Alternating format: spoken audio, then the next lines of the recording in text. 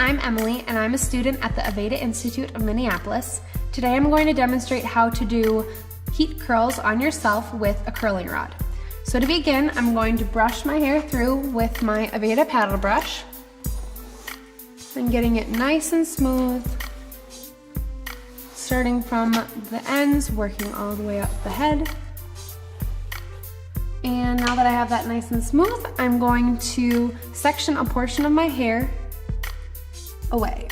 So I'm gonna do about 1 inch or 2 inches of hair, depending on how much hair you have and how thick it is. So I'm gonna twirl that around and clip it away with duckbill clips.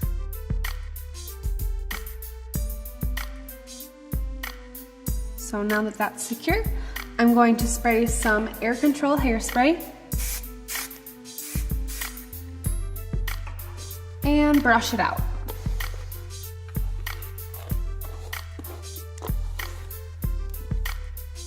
Now this is my curling rod. It's really easy to use. If you don't have a curling rod at home, you can use a regular curling iron and just keep it together. What you do is you wrap your hair around the rod, like so. Just twirling it around and around. And I'm gonna hold for about 1, 2, 3. And I get this really nice, beautiful curl. And I'm gonna move over to the other side and start 2 curls over here. So again, just wrapping that hair around. Being really careful to get nice and close, but don't burn your fingers. 2, 3.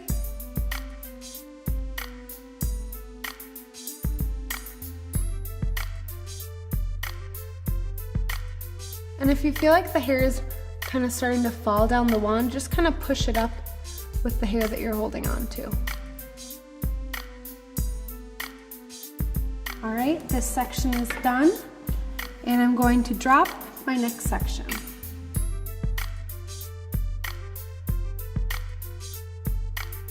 So just using my fingers to part that out.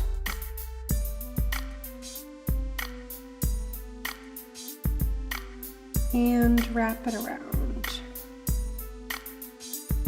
And again, secure with the duckbill clips. Now I'm going to spray air control one more time. The air control is really good product for when you're in the middle of doing your hair, because what it does is it creates hold and texture and helps that curl stay in place, but it also, if you need to redo it or anything, it's not going to give too much hold so that you can't recurl it or it's too sticky.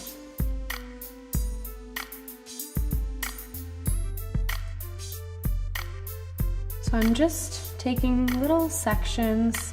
If you have a lot of hair, make sure that it's not too big of sections, because otherwise it won't get evenly curled. And if you have really thin hair, you can do bigger curls, depending on how big you want your curls to be as well.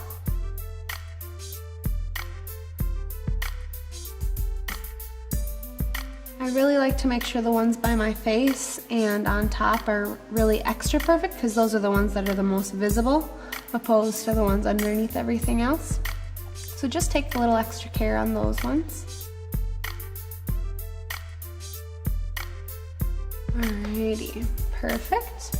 Now I'm going to drop my last section of hair on top. You really want to make a little bit smaller curls if you want to, just so they're really defined, because the top part's the most important part, because that's what most people see. So I'm going to just kind of comb my fingers through my hair and make sure everything's nice and smooth. Spray my air control on this last section, and going to start. So I'm just gonna take my section, run my fingers through it, and begin to curl. And again, I really like my top curls to be the best curls, so take a little extra care.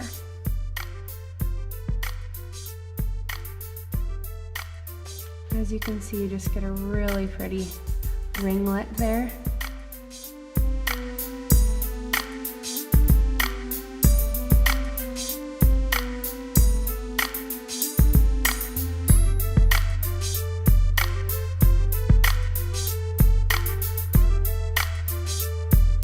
All the way to the end and hold.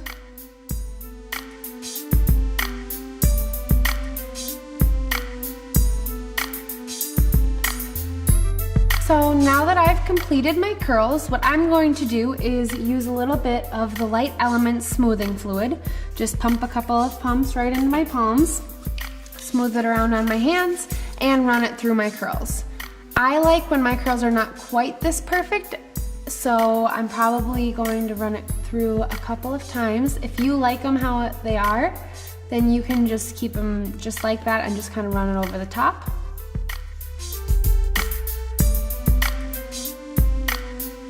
And in the back. And now that my curls are exactly the way that I want them, I'm going to use some air control and spray that in, just so that I have these beautiful curls for the rest of the day and evening.